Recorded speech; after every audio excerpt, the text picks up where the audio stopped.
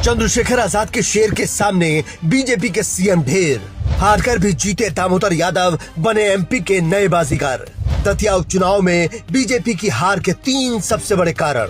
शाहरुख खान की फिल्म का एक डायलॉग है कि हारकर जीतने वाले को बाजीगर कहते हैं, और मध्य प्रदेश की दतिया विधानसभा सीट पर हुए उपचुनाव में ये डायलॉग दामोदर यादव पर सटीक बैठता है। कैसे, वो अगले 3 मिनट में आपको समझा देंगे, क्योंकि उन्होंने एक तरीके से बीजेपी के मुख्यमंत्री मोहन यादव की जमीन को हिलाकर रख दिया है। लेकिन उससे पहले आपको वो 3 सबसे बड़े कारण बताते हैं जिसने बीजेपी को घुटनों पर ला दिया।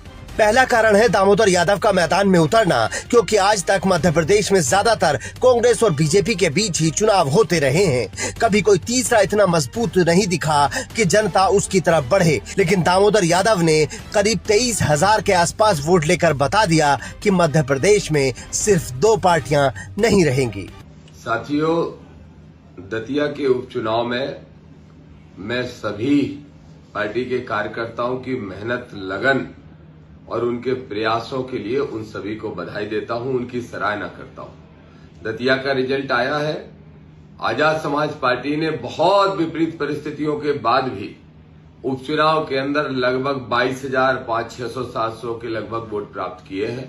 मैं समझता हूं ये कार्यकर्ताओं की मेहनत का नतीजा है। धनबल, सत्ताबल, बाहुबल के बावजूद भी आजाद समाज पार्टी ने बहुत अच्छा प्रदर्शन किया है।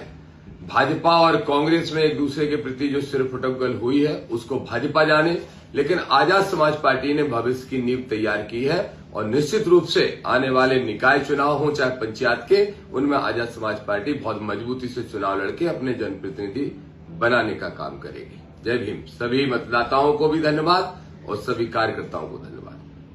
दूसरा कारण है आशुतोष तिवारी का दतिया में बाहरी होना, क्योंकि वो भांडेर से आते हैं। दतिया के लोग कह रहे थे कि हमने इन्हें कभी देखा ही नहीं। तीसरा कारण है बीजेपी की अंदरूनी कलह है, क्योंकि ये साबित हुआ कि नरोत्तम मिश्रा का टिकट काटकर आशुतोष तिवारी को उतारना बीजेपी की रणनीतिक चूक रही, क्योंकि नरोत्तम मिश्रा 2008 में पहली बार दतिया विधानसभा सीट से चुनाव जीते और लगातार 15 साल तक दतिया से विधायक रहे। वो उपचुनाव में भाजपा की तरफ से टिकट के प्रबल दावेदार थे, लेकिन ऐसा नहीं हुआ और नरोत्तम मिश्रा के समर्थकों ने दतिया में करीब 48 घंटे तक बवाल काटा। जिला अध्यक्ष समेत कई पदाधिकारियों ने एक झटके में इस्तीफा दे दिया। चुनाव में भी बीजेपी के कोर कार्यकर्ता खामोश रहे और नतीजा आपके सामने है। अब आते हैं सबसे अहम सवाल पर कि कैसे दामोदर यादव ने बीजेपी के मुख्यमंत्री मोहन यादव को धोबी पछाड़ दी। दरअसल दतिया में ब्राह्मण समाज बड़ी संख्या में है, जो पारंपरिक रूप से बीजेपी का कोर वोटर माना जाता है, जिसकी संख्या करीब 35 से 40 हजार है, जबकि 15-20 हजार यहाँ पर यादव मतदाता भी